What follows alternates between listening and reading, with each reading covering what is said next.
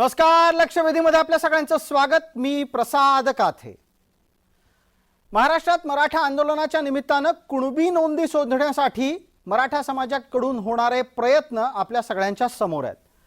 राज्य सरकारच्या प्रतिनिधींना जरांगेंची चर्चा करत असताना अशा प्रकारच्या नोंदी शोधण्याचं काम अतिशय योग्यपणे चाललंय असं वक्तव्य करावं लागतंय.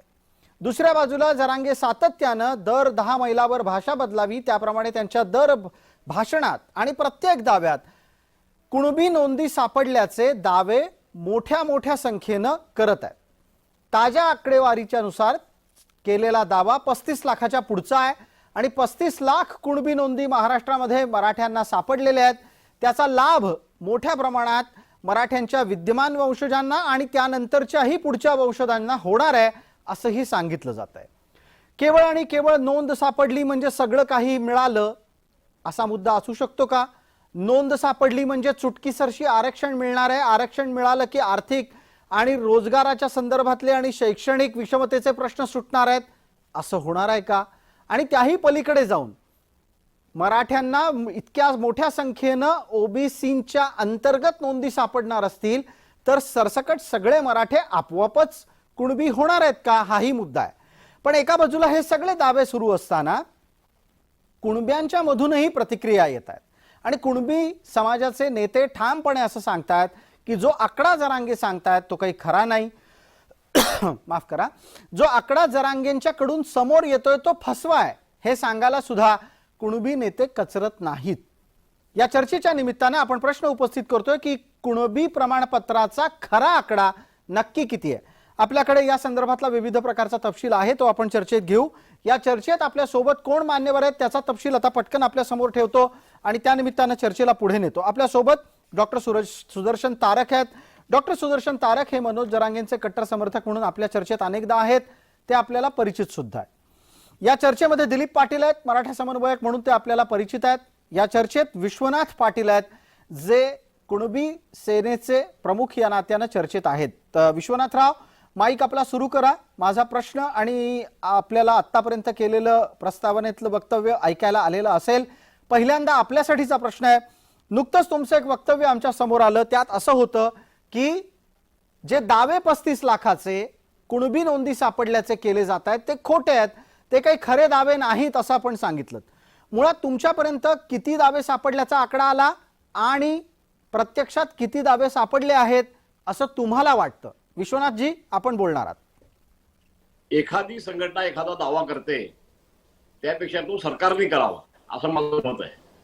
आणि आमचं असं मत आहे की काल परत अशी परिस्थिती होती की जरांगेंनी असं म्हटलेलं आहे की 50 लाख त्यांना नोंदी सापडलेल्या आहेत. माझं म्हणणं असं आहे की स्वातंत्र्यानंतर आज 75 वर्ष झालेले आहेत. हे 75 वर्षामध्ये मग एवढ्या नोंदी होत्या तर हे लोक गप्प का बसले? त्यापेक्षा सरकारने हा आधी आकडा जाहीर करावा असं म्हणणं आहे. तुमच्या लेखी 50 लाखाचे आकडे खरे नसतील तर काय आकडा खरा आहे? नाही, हा आमच्याकडे तपशील नाही, कारण आतापर्यंत ह्या विषयावर कधी चर्चा झाली नव्हती. एकाएकी एवढ्या 8 ना 10 दिवसामध्ये 50 लाख अशा पद्धतीच्या नोंदी कशा काय मिळाल्या? अशी कुठली यंत्रणा वापरली सरकारने? सरकारने कुठली यंत्रणा वापरली हा एक अत्यंत महत्त्वाचा मुद्दा आहे. आणि विश्वनाथ पाटील आपल्या चर्चेत एक गोष्ट वारंवार सांगतायत, तिच्याकडे दुर्लक्ष होता कामा नये. विश्वनाथ पाटील सांगतायत जो काही आकडा आहे तो सरकारनं घोषित करावा. खरं तर परवा गिरीश महाजन मनोज जरांगे यांना भेटीला गेलेले असताना सुद्धा म्हणाले की 35 लाखाच्या पेक्षा जास्त नोंदी सापडलेल्या आहेत. मंत्र्यांच्याकडून असं वक्तव्य व्हावं का? आपण सुदर्शन तारक यांना प्रश्न नंतर विचारू, आधी एकदा दिलीपरावांच्याकडून खुलासा घेऊ. दिलीपराव, 50 लाखाचे आकडे आहेत, 35 लाखाचे आकडे आहेत, कुठून येत आहेत हे आकडे? कारण आपण चर्चेत यापूर्वी जेव्हा जरांगेंच्या समर्थकांना विचारलं ते म्हणतात माध्यमात आम्ही ऐकतो मग आमचा नेता बोलतो.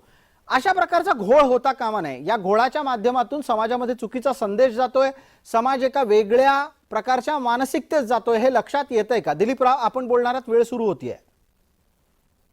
महत्वाचं एक लक्षात घ्या की जे आकडे जे सापडत आहेत आता, या आकड्यामध्ये 2 प्रकार आहेत.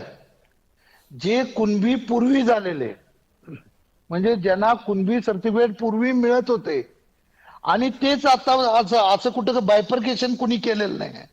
म्हणजे जे जुने कुणबी आहेत ते देखील त्यात घेतले, त्याची एक लिस्ट बनवली. त्यातच जे काय नवीन कुणबी जे आता जे नवीन सापडतात, जे पूर्वी कुठेही त्यांची नोंद होती, किंवा आता जे काय पॅरामीटर सेट केलेत त्या पॅरामीटर प्रमाणे काही नवीन जे कुणबी आले आणि जुने कुणबी असे जी. मिळून हे 50 लाख 60 लाख अशा फिगर येतात. महत्वाचं एक लक्षात घ्या की जुने कुणबी आहेत तर ते विदर्भातले आहेत, पश्चिम महाराष्ट्रातले आहेत आणि ज्या खानदेशचा काही प्रदेश आहे. जी. आणि आता कुणबी जे नवीन यायला पाहिजेत, जे मराठवाड्यातून यायला पाहिजेत, एक महत्वाचा मुद्दा आतापर्यंत दुर्लक्षला गेलेला आहे की निजामाच्या नोंदी घेतल्या, बर. त्यानंतर वेगवेगळे पॅरामीटर वापरले, तिथं आमची नोंदी हरवल्या गेल्या काय झाल्या त्या, आता त्या सगळ्या आलेल्या आहेत. तरी देखील एक बघितलं तर एक वैशिष्ट्य आहे की मराठवाड्यात सगळ्यात कमी नोंदी सापडलेल्या आहेत. म्हणजे याचा अर्थ असा होतो की जे काय दावे केले जातात ते सरकारनं, आता जे कोण नेते बोलले की सरकारनं दावा जाहीर केला पाहिजे, जी. बरोबर आहे त्यांचं, की नव्या कुणबी ज्यांनी पूर्वी कुणबी सर्टिफिकेट काढले ते लोक आहे ते मिक्स झालेलं आहे आणि दोन्ही मिळून आपण दावे करतोय. जुन्या दाव्याचं एकत्रीकरण करणं याला काही अर्थ नाही. की आता जर बघायला गेलं तर माझ्या मताप्रमाणे हे जे काही संख्या येते ती थोडी जास्त आहे आणि असेल तर आनंदच आहे. जर का कुणबी सर्टिफिकेट जर लोकांना मिळत असतील तर चांगलंच आहे. खरं एक होतं की त्यामुळे लोकांच्यात एक संभ्रम तयार होतो की आता आमचे प्रश्न मिटले सुटले. काही तर लोक असे म्हणायला लागले की 50-60 लाख आता कुणबिया झाले, त्याचे जर का फॅमिली ट्री जर का आता नको म्हणतात त्या पद्धतीने जर का केलं की आता ते बघायचं नाही आणि रिलेटिव्ह लोकांना हे करायचं म्हणलं तर ते 60 लाखाचं कुठं तर 2, 2.5, 3 कोटी जाणार. त्यांचे बाकीचे लोक एकत्र केलं तर 4-4.5 कोटी जाणार. म्हणजे जे मराठा समाज आहे तो कुठं राहणारच नाही असं कुठंतरी एक चित्र तयार अगदी होतं. त्या चर्चेवर आपण येऊ. मात्र दिलीपराव, आताच्या घडीला तुम्ही जो मुद्दा मांडलात तो गांभीर्यपूर्वक डॉक्टर सुदर्शन तारक यांच्यापर्यंत पोहोचवायचा आहे. आज सुदर्शन तारक एका गाडीत बसले आहेत, त्यामुळे मला आधी विचारावं लागेल की सुदर्शन तारक यांना माझा आवाज नीट येतोय का आणि इतर मान्यवरांनी मांडलेली वक्तव्य मतं त्यांच्यापर्यंत पोहोचलेली आहेत का? येस येस, तुमचा आवाज येतोय मला. सुदर्शन तारक, आता थोड्या वेळापूर्वी दिलीपरावांनी एक मत व्यक्त केलं, त्याच्या आधी विश्वनाथ पाटलांनी एक मत व्यक्त केलं. दोन्ही भूमिका आपल्यापर्यंत आणतो. पहिला मुद्दा तर असा आहे की जरांगेंनी कोणत्याही प्रकारे आकडेवारी घोषित करण्याच्या ऐवजी सरकारनं आकडेवारी घोषित करावी. आतापर्यंत जर आपण पाहिलं तर सरकार कुठलीच आकडेवारी घोषित करत नाही, सगळा हवेत गोळीबार चाललेला आहे. तुम्हाला वैयक्तिकरित्या पण असं वाटत नाही की नक्की किती कुणबी नोंदी सापडल्या याचा खरा आकडा सरकारकडून यायला हवा? प्रथमतः जयजीजाऊ नमस्कार. जयजीजाऊ. प्रसाद सर, आपण जे आता मी विश्वनाथरावांचं काही ऐकलं नाही, अर्धच ऐकलंय, त्याबद्दल थोडंसं दिलगिरी व्यक्त करतो. लेट जॉईन झालंय. परंतु आपण जे म्हटलं आपल्या निवेदनामध्ये की सरकारने हे सगळे गोळीबार चालू आहे असा प्रकार नाहीये. काल जे गिरीश महाजन आपल्या सरकारचे मंत्री आले होते भेटण्यासाठी आमच्या मनोज पाटील जरांगेंना, त्यामध्ये त्यांनी आपल्या सगळ्या मीडिया समोर सांगितलेलं आहे 35 लाखापेक्षा जास्त कुणबी प्रमाणपत्र आतापर्यंत आढळून आलेले आहे आणि आणखीही शिंदे समितीचं काम चालू आहे आणि मला वाटतं ते 31 डिसेंबर पर्यंत चालू आहे. त्यामुळे बहुतेक सरकारचा असा विचार असावा की जेव्हा सगळ्या समितीचं काम पूर्ण होईल आणि जो काही पब्लिक डॉमिन जो आहे त्यामध्ये प्रत्येक जिल्ह्याचा वेगवेगळा आहे. जसं बीड जिल्हा म्हटलं तर 12,000 नोंदी झाल्यात असं ऐकायला भेटलेलं आहे. जालना जिल्हा म्हटलं तर 3,500 नोंदी झालेल्या आहेत. अशा प्रकारचं पब्लिक डॉमिनरवरती सगळं दिलेलं आहे. तर तो सगळा डाटा कलेक्ट करून बहुतेक सरकार समितीच्या माध्यमातून नक्कीच घोषित करेल अशी आम्ही अपेक्षा करतो. त्यामुळं हा दावा जो खोटा ठरतोय की याच्यामध्ये हवेत गोळीबार चाललेला आहे आणि इतकेच कमी झालेले आहे तितकेच झालेले आहे, ज्या अर्थी हा जो मुद्दा आलेला आहे खोटे प्रमाणपत्र किंवा जो काही दावा आलेला आहे हा कोणाच्या डोक्यातून आलेला आहे तर माननीय भुजबळ साहेबांच्या डोक्यातून आलेला आहे. आणि भुजबळ साहेबांनी मागे बोललेले आहेत त्यांच्या सभेमध्ये की हा जो काही खोटे कुणबी निघतायत, प्रमाणपत्र निघतायत आणि हे माननीय प्रकाश शेंडगे साहेबांच्या मार्फत मुख्यमंत्र्यांना त्यांनी निवेदन दिलेलं आहे की या प्रकारचं होतं. मला एक प्रश्न विचारतोय, मला इथं वाटतोय की 67 पासूनच 1967 पासून असणारे हे वेगवेगळ्या क्षेत्रामध्ये हे सगळे प्रमाणपत्राचा प्रकार आहे न्यायालयीन वेगवेगळ्या कार्यभागामध्ये, कार्यपद्धतीमध्ये किंवा कार्यविभागामध्ये चालूच होतं. परंतु विशेष मला हे म्हणायचं आहे, एक सरकारमध्ये असणारा मंत्री आणि सरकारमध्ये असणारा मंत्री तो त्यांच्या कॅबिनेटमध्ये ज्यावेळेस निर्णय घेतात किंवा कोणती माहिती जमा होते तर त्यांना पूर्ण माहिती असावी. आणि जेणेकरून मला एक प्रश्न पडतो, मागे विखे पाटील म्हटलेत त्याचा राग मनात धरून महसूल विभागावरती काय ताशेरे ओढतायत का, असा प्रश्न सुद्धा मला उपस्थित होतोय. मुळात जरांगे पाटलांनी सांगितलेली भूमिका त्यांनी सुद्धा काल मंत्री महोदयाचं ऐकूनच सांगितलंय ना. असा आम्हाला अधिकृत, आम्ही शासनाची यंत्रणा आहे, शासन पाहतंय किती निघाले काय निघाले, आणि पब्लिक डॉमिनरवर सगळ्या प्रकारच्या प्रत्येक जिल्ह्यामध्ये प्रत्येक जिल्ह्याच्या याच्यावरती टाकल्या जाते की किती प्रकारचे किती निघालेले आहेत. याचाच तपशील जर आपण चर्चेत दिला तर मला असं वाटतं की आपल्या चर्चेच्या अनुषंगानं जे प्रेक्षक जोडले गेलेले आहेत त्यांना याचं उत्तर सापडेल की नक्की कोणत्या जिल्ह्यात किती प्रमाणपत्र किती नोंदी सापडल्या, याचा तपशील कुठे उपलब्ध होतो, सरकारच्या कोणत्या संकेतस्थळावर ही माहिती मिळते, जरा एकदा सांगू शकाल? सरकारच्या प्रत्येक पब्लिक डॉमिन म्हणून आहे, ज्याच्यामध्ये सरकारच्या या जिल्ह्यामध्ये जिल्हाधिकारी कार्यालयामध्ये गेला तर माझ्या माहितीच तो की तिथे गेल्यानंतर तुम्हाला ती किती कशा प्रकारे वंशावळीनुसार मिळतंय. शिंदे समितीची मुळात वंशावळीच्या माध्यमातून पुरावे जमा करते, वंशावळीच्या माध्यमातूनच जे काही डॉक्युमेंट मिळाले, जे दस्तावेज मिळाले, जे इव्हिडन्स मिळाले त्या आधारेच कुणबी प्रमाणपत्र दिलं जातं. त्यामुळे हा जो मुद्दा आहे की खोटे प्रमाणपत्र मिळतात हे अगदी खोटं आहे. जे काही दस्तावेज आहे शासनाच्या महसूल विभागाच्या रिलेटेड आहे आणि महसूल यंत्रणा, महसूल अधिकारी, सरकार या सगळ्या यंत्रणाच्या समितीच्या माध्यमातून या सगळ्या जात आहे. त्यासाठी शिंदे समिती स्पेशल त्याच्यासाठीच नियुक्ती केलेली आहे की हे सगळे दस्तावेज जमा करते. आज राज्यभरामध्ये मराठवाड्यापेक्षाही राज्यामध्ये सगळ्यात जास्त कुणबी नोंदीचे नोंद आढळलेली आहे. पटकन या मुद्द्यावर विश्वनाथ पाटील यांना बोलतं करतो. विश्वनाथराव, आपण पाहिलं तर दिलीप पाटलांनी जो संकेत दिला होता तो सुदर्शन तारक यांनी सुद्धा स्वतः मान्य केला. दिलीपराव मगाशी म्हणाले मराठवाड्याच्या बाहेरच जास्त नोंदी सापडायला लागल्या. विश्वनाथ पाटील, मराठवाड्यात खऱ्या अर्थानं निजामाच्या काळात मराठ्यांना कुणबी मानलं गेलं होतं म्हणून त्यांना कुणबी माना असं सांगत जे आंदोलन उभं राहिलं त्या आंदोलनाचा परिणाम कथितरित्या असा दिसू लागला की मराठवाड्याच्या बाहेरच मराठी कुणबी सापडायला लागले. विश्वनाथराव, हे खरं आहे का? तुम्हाला स्वतःला विश्वास वाटतो का की महाराष्ट्रामध्ये मराठवाडा वगळून उर्वरित महाराष्ट्रात आतापर्यंत मराठ्यांच्या कुणबी नोंदी लपून होत्या आणि आता त्या एकदम समोर यायला लागल्यात? पटतंय तुम्हाला हे?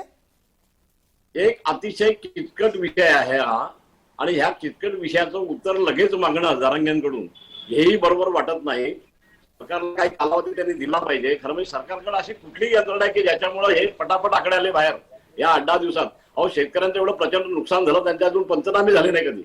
आणि संबंधित यंत्रणा त्या अधिवेशनामध्ये सगळ्या अटकलेली आहे. आणि असं असताना एवढं कुठली यंत्रणा सरकारने वापरली की लगेच पटापट असे आकडे बाहेर आले की मराठा होता त्याच्या पुढे कंसात कुंभी लावला, असं तर नाही झाला ना. काय असंतोष पाहिजे याच्यानी.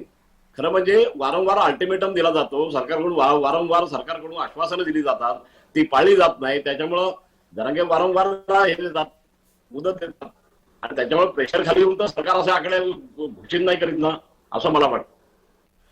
अगदी विश्वनाथ पाटील यांनी एक गंभीर मुद्दा उपस्थित केलेला आहे आणि याची खरं तर आपल्याला आतापर्यंत अनुभवाची सुद्धा नोंद आहे. म्हणजे काय तर कोणत्याही प्रकारचं नैसर्गिक संकट आलं की त्याच्यानंतर शेतकऱ्यांच्या पंचनाम्याच्या साठीची प्रक्रिया राबवली जाते. शेतकऱ्यांच्या पंचनाम्याच्या प्रक्रिया अत्यंत किचकट पद्धतीनं दीर्घकाळ चाललेली आपल्याला दिसते. वेळेवर शेतकऱ्यांचे पंचनामे होत नाहीत, पण मराठ्यांच्या कुणबी नोंदी मात्र पटापट सापडतात कशा, हा प्रश्न विश्वनाथ पाटलांचा आहे. दिलीपराव, हा संशय बळावतोय. समाजातल्या एका घटकाला असा संशय वाटतो आणि हा संशय समाजातल्या एका घटकाला वाटत राहणं हे परस्पर अविश्वास जन्माला घालणारं आहे.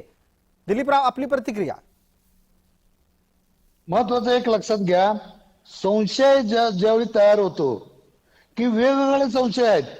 आता मगाशी जे सांगितलं गेलं की एक सरकारतर्फे एखादी संख्या झाल्या, अधिकृत संख्या, किंवा एखादा मंत्री बोलतोय म्हणून ते बरोबर आहे, किंवा एखाद्या मंत्रीने सांगितलं त्या इंडिकेशनवर की मी तुम्हाला सांगतो सरासर चुकीच आहे. कारण का सांगतो, परवा दिवशी विधिमंडळामध्ये भुजबळ साहेबांनी सांगितलं की ओबीसींचं नोकरीमध्ये प्रमाण 9% आहे फक्त. अरे काय, अहो यासारखं मंत्रालयात फक्त 9% ओबीसी आहेत म्हणजे एवढं चुकीचं. आणि सगळे विधिमंडळातले 200-250 का असतील ते सगळे शांत बसले, कोणी विरोध केला नाही आणि कोणी त्यांना जाब पण विचारला नाही. अहो त्या ठिकाणी 9 नाही 60% पुढे 60-70% आसपास गेलेले आहे ती संख्या. आणि मंत्री विधिमंडळामध्ये सांगतात आणि लोक शांतपणे ऐकतात. याला काय ठीक आहे, म्हणायचं? ठीक आहे. आपल्याला आणि दुसरा आपल्याला तो- आपल्याला दुसरी मुद्दा भरकटू द्यायचा नाहीये. मी कुणबी नोंदी सापडण्याच्या आतापर्यंतच्या चर्चेला आपल्याकडून पुढे नेणं अपेक्षित करतो आणि ज्या पद्धतीचा विश्वनाथ पाटलांनी मांडलेला आक्षेप आहे त्यावर खरं तर तुम्ही बोलतं व्हा. ते काय म्हणतात की वेळेवर शेतकऱ्यांचे पंचनामे करू न शकणारं प्रशासन मराठ्यांच्या नोंदी कशा काय पटापट कुणबी म्हणून शोधून द्यायला लागलंय. एकदम बरोबर आहे. त्यांचा जे प्रश्न आहे तो बरोबर आहे की एवढ्या कमी वेळात तुम्ही जरी नुसतं जरी मोजायचं म्हटलं 10-15 दिवसाच्या टाइमात तर 60-70 लाख मोजून होणार नाही. म्हणजे 60-70 लाख नोंदी सापडल्या म्हणजे टोटल नोंदी न सापडणाऱ्या आणि या मिळून गेल्या तर ते 2-4 कोटी तर तुम्ही मोजायला पाहिजे. पण नोंदी मोजत असताना त्याला विविध प्रकारचे क्रायटेरिया लावले गेले पाहिजेत. म्हणजे काय नुसतं नोट मोजल्यासारखं काय आपण मोजू शकत नाही नोंदी.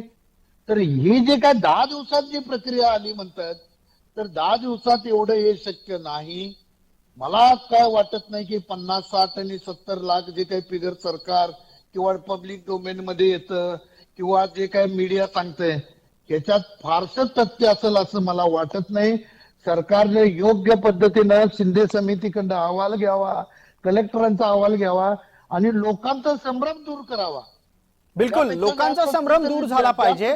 या निमित्तानं मराठा समाजाला कोणी फसवण्याचा कार्यक्रम जर राबवत असेल, दररोज दिवशी उठायचं आणि सांगायचं आज काय 35 लाख सापडल्या, उद्या काय 45 सापडल्या, परवा काय 55 लाख सापडल्या, असं सांगण्याचा कोणी प्रयत्न करत असेल तर सरकारनं सत्य समोर आणलं पाहिजे. ही मागणी एकदम रास्त आहे आणि ही खऱ्या अर्थानं अधिक गांभीर्यपूर्वक आहे. आपल्याला डॉक्टर तारक यांच्यापर्यंत पोहोचायचं आहे. डॉक्टर तारक, चर्चेतला एका महत्वाच्या वळणावर आपण आहोत. सरकारनं खरं सांगावं ही तुमची मागणी सगळ्यांनीच मान्य केलेली आहे, पण त्यातला एक मुद्दा लक्षात घ्या. ज्या पद्धतीची मोजणी होती आहे आणि या मोजणीच्या आधारे आकडेवारी आपल्या समोर आणली जाते आहे, तुम्हाला खरंच वाटतंय प्रामाणिकपणे इतक्या कमी कालावधीमध्ये इतक्या मोठ्या नोंदी येऊ शकतात? वाटतं तुम्हाला हे? याच्यामध्ये 2 गोष्टी आहेत प्रसादजी. एक आहे की पुरावे कोणकोणते आहेत, जे काही आपण समिती येणार आहे त्याची सूचना आधी वर्तमानपत्रातून किंवा सोशल मीडियाच्या माध्यमातून त्या जिल्ह्यातल्या सगळ्या मराठा समाजाच्या प्रतिनिधीला किंवा समाजाला दिल्या जाते. त्यावेळेस मराठा समाजाकडे जे जे काही एव्हिडन्स आहेत, दस्तावेज आहेत, निजामकालीन दस्तावेज आपण राष्ट्रीय दस्तावेज म्हणून कन्सिडर केल्या जाते.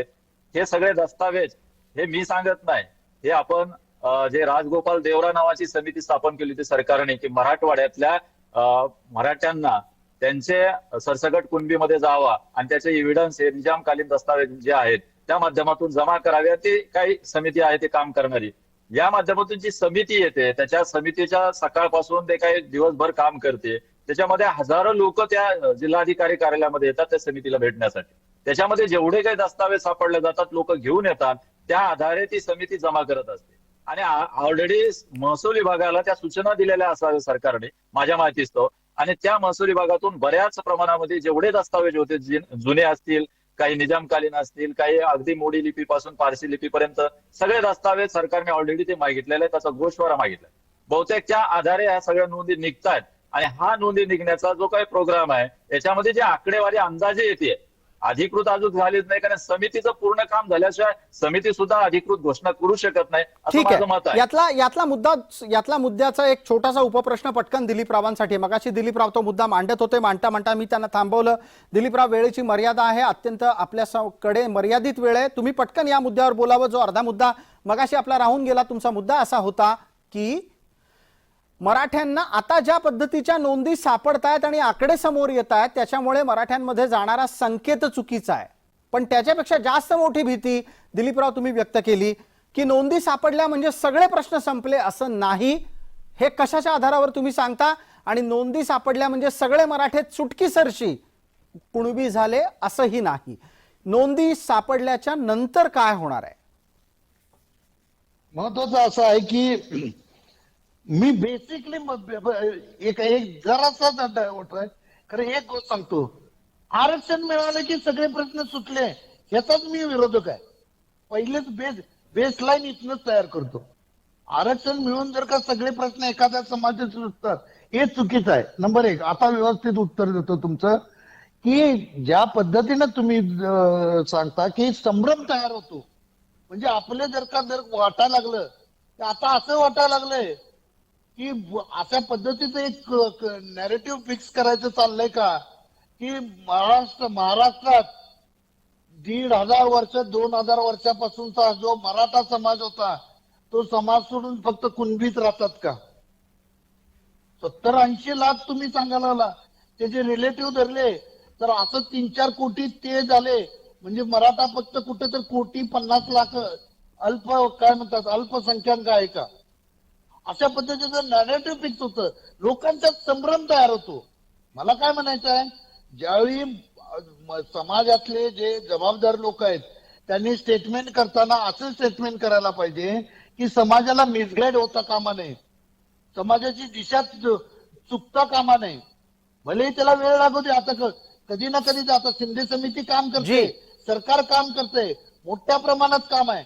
खरं जर चुकीचं जर नॅरेटिव्ह फिक्स झालं की 70 लाख झालं, उद्या त्याला तुम्ही 1 कोटी सांगणार आणि खरी फिगर ज्यावेळी 10 लाख आलं आणि 20 लाख आलं तर त्याचा तो त्यावेळी जो उद्रेक असेल, त्यावेळी जो ब्लेम असेल तो आयदर सरकारवर पण असेल आणि त्याच वेळी जे काही समाजातले नेते मंडळ आहेत त्यांच्यावर देखील तो जो एक ब्लेम असेल. समाजात चुकीचा संदेश जाणं पुढे धोकादायक आहे. बिलकुल दिलीपराव, या चर्चेत आपण समारोपाच्या निमित्तानं जे मत व्यक्त केलं ते खरं तर समाजापर्यंत थेट मांडण्याची गरज होती. आरक्षणानं सगळे प्रश्न सुटणार नाहीत दिलीप पाटील यांनी सांगितलं, आणि इतकंच नाही तर आरक्षणाच्या आत्ताच्या वळणावर मराठ्यांना संपवण्याचा डाव आहे का हेही तपासण्याची गरज दिलीप पाटील यांनी व्यक्त केली. इतरही मान्यवरांनी आपापली महत्त्वाची मतं मांडली. विश्वनाथ पाटील यांनी सांगितलं की नोंदी या सरकारनं घोषित करायला पाहिजेत.